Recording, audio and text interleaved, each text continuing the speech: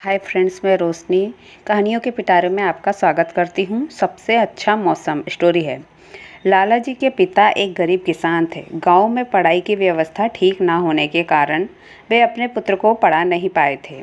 गांव में फैली महामारी के कारण जब उनके पिता का देहांत हुआ, उस समय लाला जी की आयु मात्र 10 वर्ष की थी। पिता के देहांत के बाद गांव के जमींदार ने न जाने क्या चाल चली कि जो थोड़ी बहुत ज़मीन थी वह भी हाथ से जाती रही, यानी उन्होंने छीन ली वो। उस हालत में लाला जी को गांव से बाहर की शहर की ओर मजदूरी के लिए भागना पड़ा, यानी जाना पड़ा। भले ही शहर में गरीबी ने बहुत दिन तक उनका पीछा नहीं छोड़ा, मुसीबतें भी बहुत झेलनी पड़ी थी, परंतु उन्होंने अपने पिता का दिया एक संस्कार भी नहीं छोड़ा कि जीवन में जो कुछ भी करो ईमानदारी से करो। उसी ईमानदारी का ही चमत्कार हुआ कि शहर में लाला जी की एक ऐसी साख बनी कि वे धीरे धीरे कपड़े की एक बड़ी दुकान के मालिक बन गए। भगवान की कृपा हुई और वह खूब धन कमाया। अपनी गृहस्थी में वे लक्ष्मी जैसी पत्नी और 4 बेटों की उपस्थिति को ईश्वर की कृपा ही मानते थे।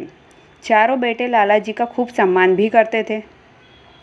समय के साथ उन्होंने सबसे बड़े बेटे का विवाह कर दिया और एक सुंदर सुशील बहू घर में आ गई। लाला जी ने जीवन में बहुत ऊंच नीच देखी थी, इसलिए उनकी नज़र अब भविष्य पर थी। एक दिन खाना खाने की मेज़ पर उन्होंने बहू से पूछा, बेटी, तुम्हारे आने के बाद घर की सुख सुविधा में और भी वृद्धि हुई है, परंतु यह तो बताओ तुम्हें कौन सा मौसम सबसे अच्छा लगता है। लाला जी के इस अजीब प्रश्न से बहू सब पका गई, यानी आश्चर्य में हो गई। फिर बोली, पिताजी, आप तो जानते ही हैं, मैं अब तक प्रायः पर्वतीय प्रदेशों में रही हूँ।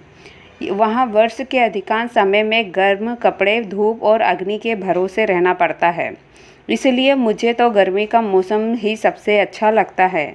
लाला जी बहू के उत्तर से संतुष्ट हुए या नहीं, इसका आभास उन्होंने नहीं होने दिया। बस इतना ही कहा, ठीक कहती हो बहू। कुछ समय बाद लाला जी के दूसरे पुत्र का भी विवाह हो गया। अवसर देखकर उन्होंने दूसरी बहू से भी वही प्रश्न किया।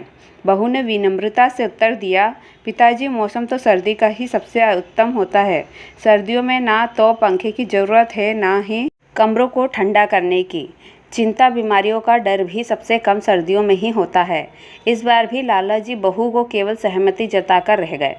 जब लाला जी का तीसरा पुत्र भी विवाह लायक हो गया, तब उन्होंने उसका विवाह भी कर दिया। उसका विवाह गांव के ही एक किसान की पुत्री के साथ किया। उससे भी लाला जी ने वही प्रश्न किया। तीसरी बहू पहले ही दोनों बहुओं से समझदार निकली। उसने सहजता से कहा, पिताजी, मैं एक किसान की पुत्री हूँ।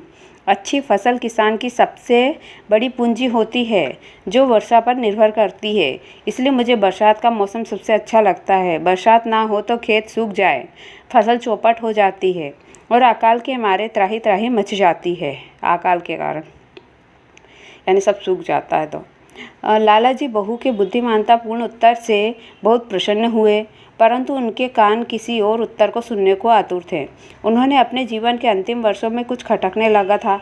जो संदेश अपने बच्चों को देना चाहते थे, उनकी इच्छा थी कि बच्चे सब स्वयं उसे समझे, परंतु तीनों बहुओं के उत्तर और दृष्टि में उन्हें इच्छा पूरी होती हुई दिखाई नहीं देती थी।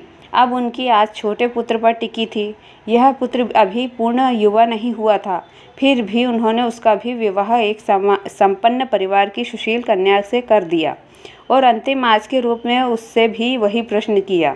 छोटी बहू सोच में पड़ गई। वह अपने पिता समान ससुर के इस सरल लगने वाले प्रश्न का उत्तर दे, कहीं ऐसा ना हो कि उसके उत्तर से पिताजी को दुख पहुँचे। उत्तर तो देना ही था। काफ़ी सोच विचार कर उसने कहा, पिताजी, मैं एक सामान्य परिवार की कन्या हूँ। आपने बहू के रूप में मुझे स्वीकार कर मेरे माता पिता पर बहुत उपकार किया है।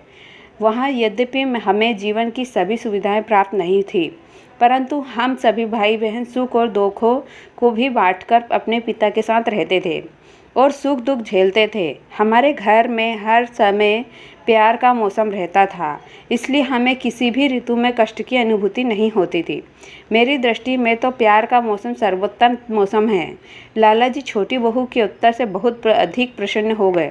उन्होंने पूरे परिवार को अपने पास बिठाकर स्नेहपूर्वक कहा, बच्चों, जीवन में यदि अपनत्व से रहोगे तो सभी परिस्थितियों में घर का वातावरण स्वर्ग जैसा सुंदर रहेगा।